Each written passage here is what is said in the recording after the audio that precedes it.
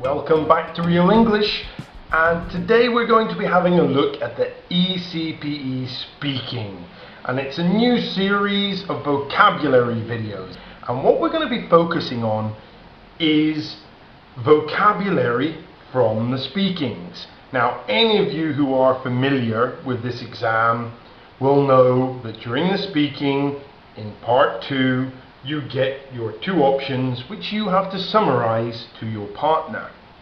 Now, of course, there are times when the dreaded, the awful, the unthinkable happens. You're looking at your options and all of a sudden you see vocabulary that you don't know. Panic! Oh my God, what am I gonna do?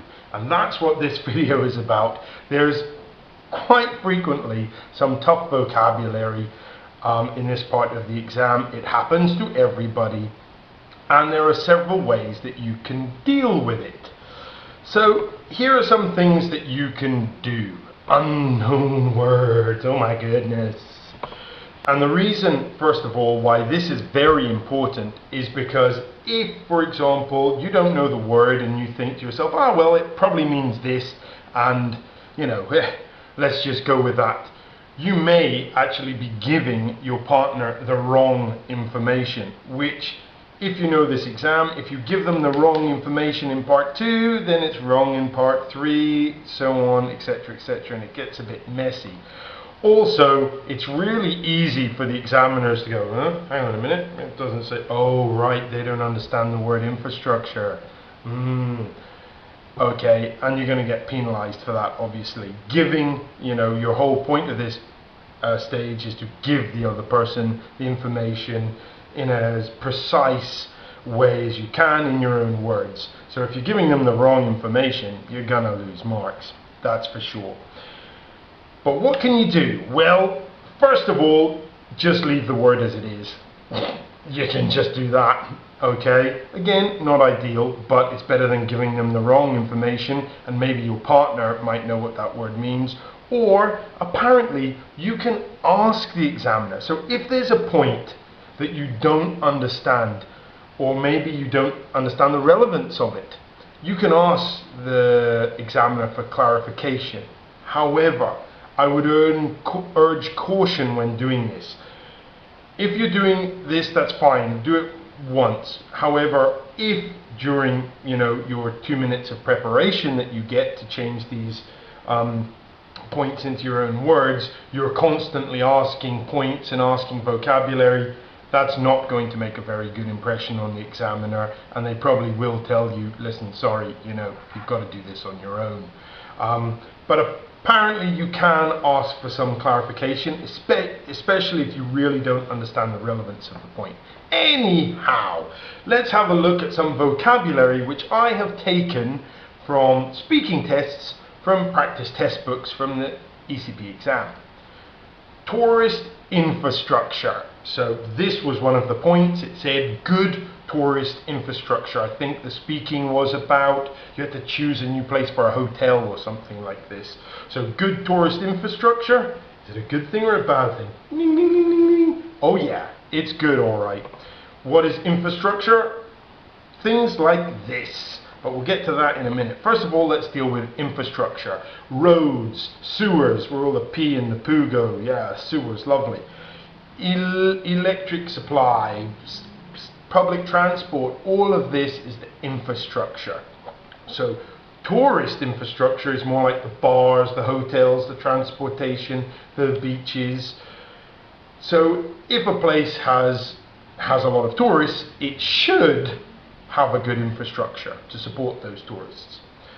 So how could you change tourist infrastructure? As you'll see here in the orange, it has developed facilities for tourists to use. That would be changing the word infrastructure. What else? World Heritage Site. Yes, they love this word, but the word heritage often has some students going, what? Heritage? Pretty much. A World Heritage Site is just like this Machu Picchu in the picture here. It is an official landmark that has been recognized by the United Nations, and it's protected. Okay, so how could you change this? Plenty of well-known tourist attractions instead of saying it's a World Heritage Site. Lacks local amenities. Oh yeah, from the same speaking test, amenities, people are like, amenities? No idea what that is. And if you don't know what that means, that's a kind of a problem, a little bit. So what are amenities? Pretty much things like that. Swimming pools, bars, restaurants. That's right, facilities. And there's the best word for you to use if you want to. Instead of amenities, you can use facilities. There aren't many facilities for tourists, let's say, to use. It has mild winters. Mild winter, good thing or a bad thing? Well, I suppose it depends. Usually it's a good thing, because mild basically means that it's not hot and it's not very cold. Yeah, so you can see here, it might be winter time, but they're going for a walk, they're wearing their coats, but there's no snow or anything like that, so maybe the temperature is about 10 degrees, 12 degrees, and that's mild. You can also have mild for food, especially if you like eating hot food like curries. A mild curry means it's in the middle. It's a little bit hot, but it's not going to burn your face off.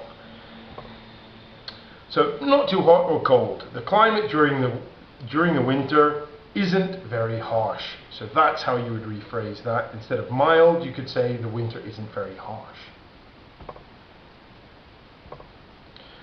Extremely commercialized. Ooh, you probably all know this. Some people will know commercial or something like that. Maybe a commercial advertisement on the television. And it is kind of linked to that.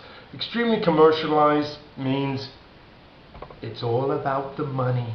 For example, Happy Valentine's Day, baby. What? It's not about love, it's about the money. All they want to do is sell you chocolate, teddy bears, cards, romantic dinners. Cha-ching! That's what it's about. It's all commercialized. And that's my excuse for not buying my wife any Valentine's presents. I'm going to get in trouble for that. Anyway, designed to make profit. So tourism in this area is extremely commercialized. So is that a good thing or a bad thing?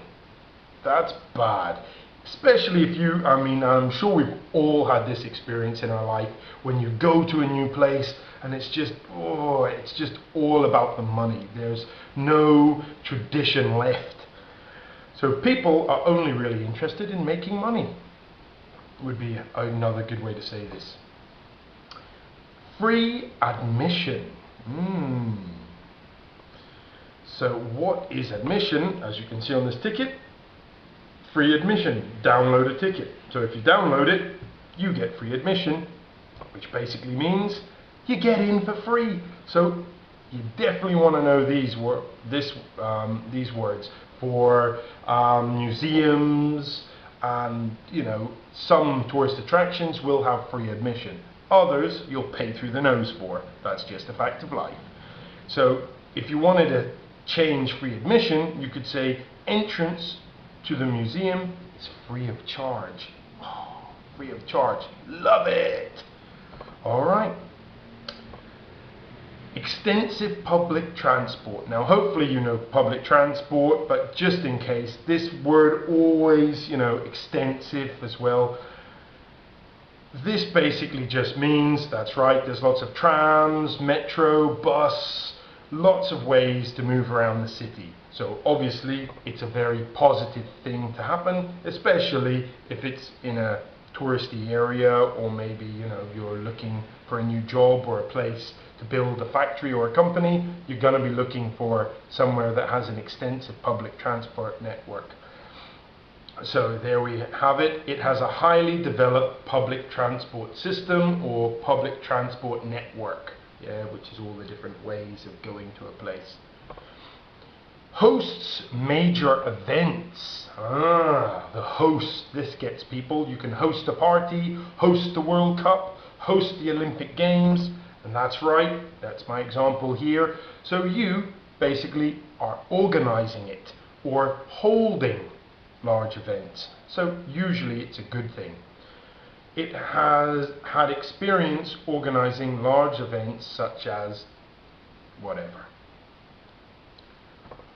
Okay, so I hope this video has been useful. If it is, like it, share it with your friends, and I'll keep them coming. I'll keep looking through all these speaking tests and, you know, giving you all this vocabulary.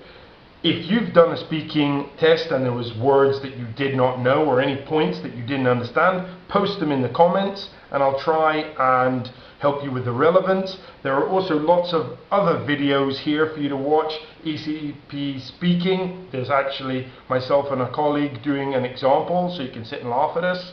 And there's also a close there to help you with this part of the exam. So thank you very much for watching. Bye for now.